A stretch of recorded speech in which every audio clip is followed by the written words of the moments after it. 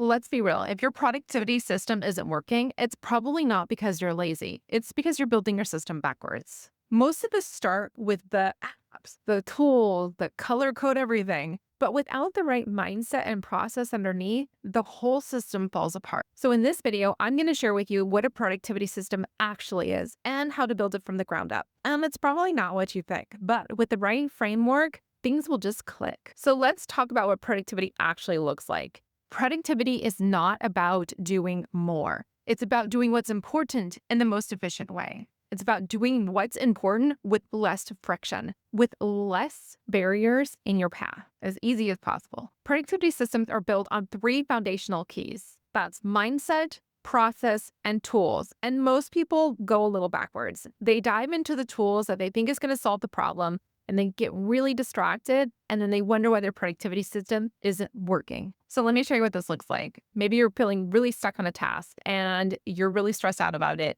and you're really anxious. And so it's driving you to procrastinate. And so now you're not getting the task done. So you procrastinate for a while and then you finally decide, okay, you know what? It's time to get the report ready for my client. And I need to get this to my client as quickly as possible. Except that you left notes for yourself about all of the things that needed to happen and what your client expectations were in 15 different places. And so then you're slacking your team members to see if maybe they have access to information missing from the client file to help finalize this report. And so now we have to ask our client for the same information that we already asked them for again. So you finish this report and it's ready to go, except for it needs a few tweaks. But now you find that you have to upload it to another tool so that you can finalize the report in the other tool to make sure that you're adding the appropriate graphs and imagery that your client is expecting for this very professional looking report. Or maybe there's another tool that you thought was supposed to help serve you a little bit better, but you find the report isn't going any faster than if you had just typed it in a Google Doc. That is what I would call inefficient. And not only is it inefficient, but we have found a lot of different barriers that keep popping up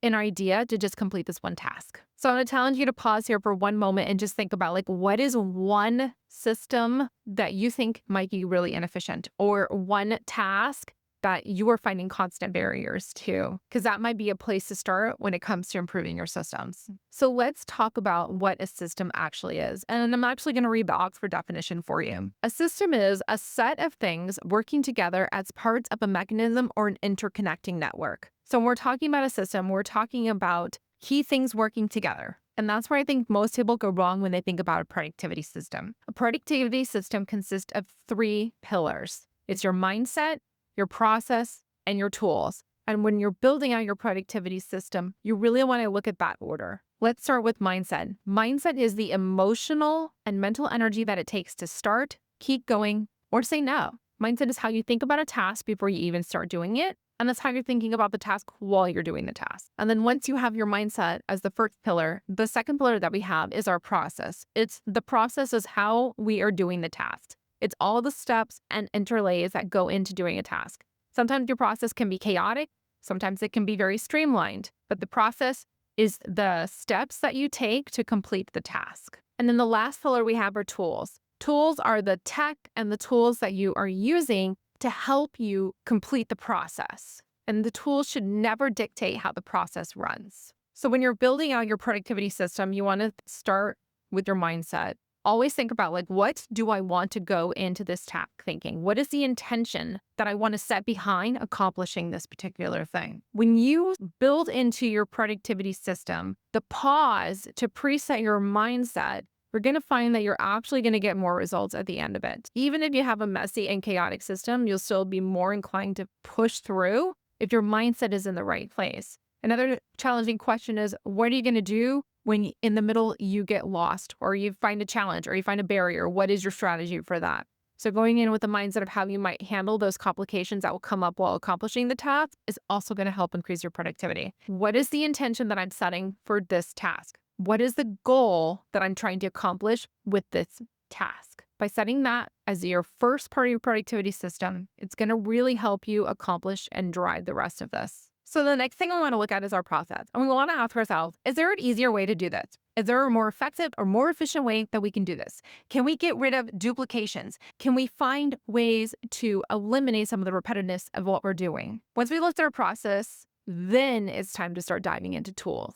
Tools should be used to support your process. So when we start talking about being more effective or more efficient, The tools that we choose and pick should drive that efficiency and effectiveness. And one thing I want to say here too is when you're looking at designing your productivity system, you have to design it with you in mind. So make sure that when you're looking at your process and you're choosing the tools to support your process, you're also choosing tools that are going to work for you as an individual. And so how do you start using this information to actually build a productivity system that's going to work for you? Start by asking yourself, what is draining my energy the most right now? Because that is probably a situation where your process and your systems need to be a little bit more enhanced. Once you figure out what has been draining your energy, the next step is to map out the process. Like, how are you doing it? Is it running business meetings or coaching calls for clients? How are you running those coaching calls? How are you running those business meetings? And start mapping out that process for you so that you can actually get that bird's eye view on what needs to happen and what is actually happening. After you've mapped out your process and now you can actually see what needs to happen and what is actually happening, you can start looking and identifying ways that you can become more efficient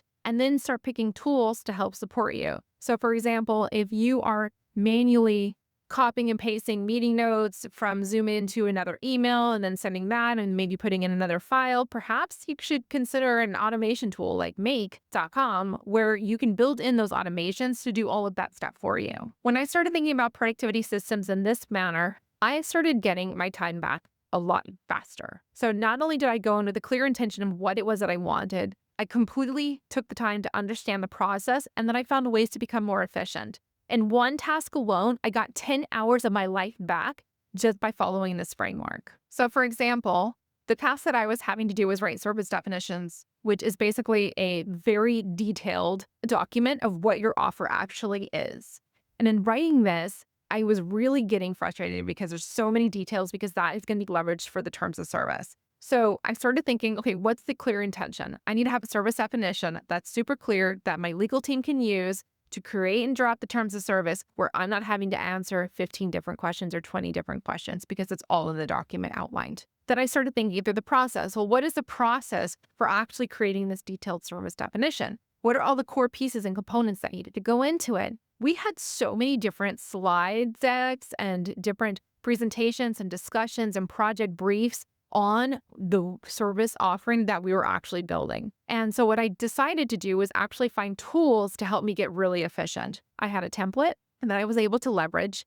And then Notebook LM was my go-to tool for pulling all of those random source documents into one location to get core information on what the offer actually was. So once I put all of the information into Notebook LM to consolidate it, I was able to take all of the key points and give that to ChatGPT, which then wrote the service document for me. I saved 10 hours in this one task because I set the intention, because I went through and identified the process, and then I looked at the tools that'll make it go faster. When you start building productivity systems to this is like a repeatable framework that you can start applying to so many different ways. You're going to get your time back. You're going to feel much more grounded, and you're actually going to make progress in the ways that you want to be making progress. And you're actually going to be making progress on the right thing, on the needle movers in the most effective and efficient way, saving yourself sanity, saving your team, and saving your clients. So try building out your productivity system with the mindset, process, and tools in that order to build the actual productivity system. And then once you start doing that, you're going to find that you're going to stop overworking and start producing needle moving activities.